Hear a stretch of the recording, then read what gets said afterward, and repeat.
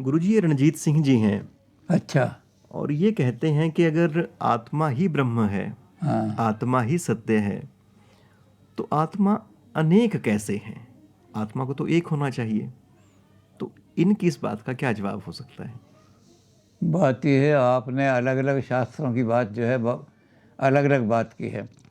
आप जिस शास्त्र के बारे में पूछना चाहते हो उसी शास्त्र के बाद, अगर मुझे साड़ी खरीदनी है तो मैं हलवाई की दुकान पर नहीं जाऊंगा, मैं साड़ी वाले की दुकान पर जाऊंगा।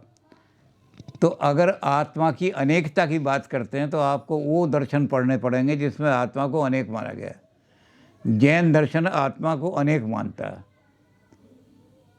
सांख्य दर्शन पुरुष को अनेक मानता है। वहाँ आत्मा को एक नहीं माना जाता, वहाँ अनेक आत्मा है, इसलिए वहाँ कहीं आत्मा को ब्रह्म नहीं कहा गया। अच्छा। वेदांत जो है वो आत्मा को एक मानता है। आत्मा और ब्रह्म में फिर इस कोई अंतर नहीं था, फिर तो प्रतिबिंबवाद हो जाता है। आत्माएं अनेक नहीं हैं।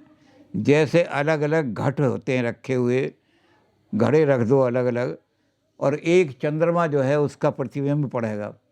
तो अगर 100 घड़े रखे हुए हैं तो 100 प्रतिबिंब पड़ेंगे, तो आपको लगेगा ये 100 चंद्रमा है। ये 100 चंद्रमा नहीं है, चंद्रमा एक ही है। और जब ये घट जो है टूटेगा, तो घट जब टूटा, पानी से पानी मिल गया तो एक घट खत्म हो गया, फिर और घट खत्म हो गए। जब घट टूटते जाएंगे तो आत्मा एक ही दिखाई देगा। तो आप वेदांत की बात करो या न्याय शास्त्र की बात करो या जैन धर्म की बात करो, तो अलग अलग बात करो। जो अनेकांतवाद की बात है तो फिर ब्रह्म नहीं है आत्मा। वेदांत में ब्रह्म, आत्मा और ब्रह्म को एक माना गया है। ब्रह्म सत्यम जगन मिथ्या जीवो ब्रह्मैव ना पड़ा। जीव और ब्रह्म में कोई अंतर नहीं है। यही आत्मा जो है, जब रियलाइज़ करते हैं हम इसको, तो हमें पता लगता है कि इस पर जो आवरण पड़ा हुआ है, आवरण और विक्षेप, ये अज्ञान के कारण से पड़ते हैं।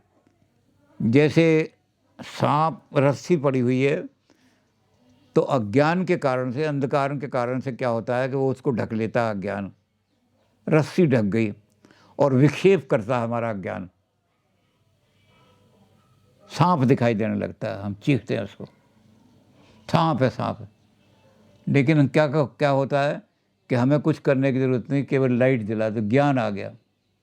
और ज्ञान आते ही वो आवरण भी हट जाता है, विक्षेप भी हट जाता है, सच दिखाई देने लगती है चीज़।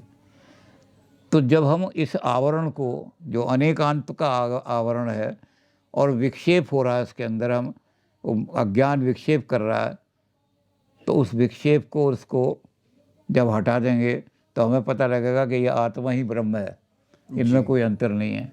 तो गुरुजी ये तो फिर बहुत महत्वपूर्ण बात आपने कही कि जैसा कि हम आमतौर पे मान लेते हैं कि हमारा सनातन परंपरा में कह लें या हिंदू परंपरा में कह लें कि एक ही तरह से मानना है, ऐसा नहीं है। हर दर्शन उस अध्यात्म को नई दृष्टि से देखता है, और जो दृष्टि हमें लगता है कि हमारे अनुरूप है, उसके अनुरूप आप व्यवहार करें, पर दो दर्शनों को एक साथ ना मिलाएं। ये महत्वपूर्ण है। दो दर्शनों को एक साथ ना मिलाएं, यही अच्छा है।